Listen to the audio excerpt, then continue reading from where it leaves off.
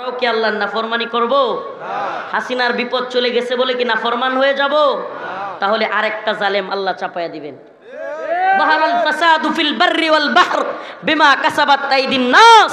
জলে স্থলে যত ধরনের ফিতনা তোমরা দেখতে পাও, যত ধরনের সমস্যা তোমরা দেখতে পাও, শুনে রাখো সেগুলো তোমার আমার হাতের কামাই। কি? আমার আপনার হাতের কামাই।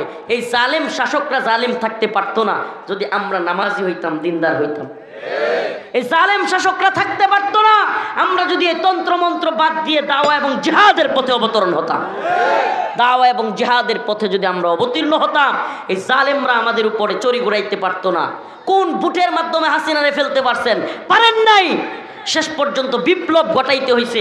এজন্য আল্লাহ বলেছেন, আইদু লাহুম মাস্তাতাতুম মিন কুওয়া, তোমরা শক্তি অর্জন করো, শক্তি অর্জন করো, কুওয়াত অর্জন করো। আমির রিবাতিল খাইল তুরহিবুনা বিহি আদুওয়াল্লাহি ওয়া আদুওয়াকুম, আর তোমরা এমন শক্তি অর্জন করো যেন তোমাদের শত্রুরা এবং আল্লাহর শত্রুরা তোমাদেরকে দেখে ভয় পায়। সুবহানাল্লাহ।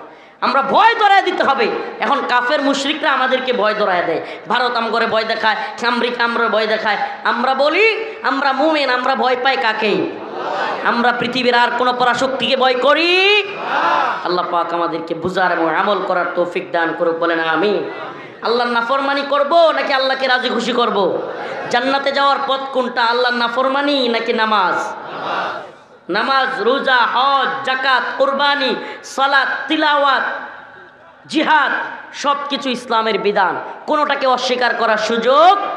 কেউ জঙ্গিবাদী মৌলবাদী বললেই আল্লাহর ফরজ বিধান জিহাদকে অস্বীকার করার সুযোগ, নাফরমানি করবার সুযোগ। নাসরুম মিনাল্লাহ ওয়া ফাতহুন করিব।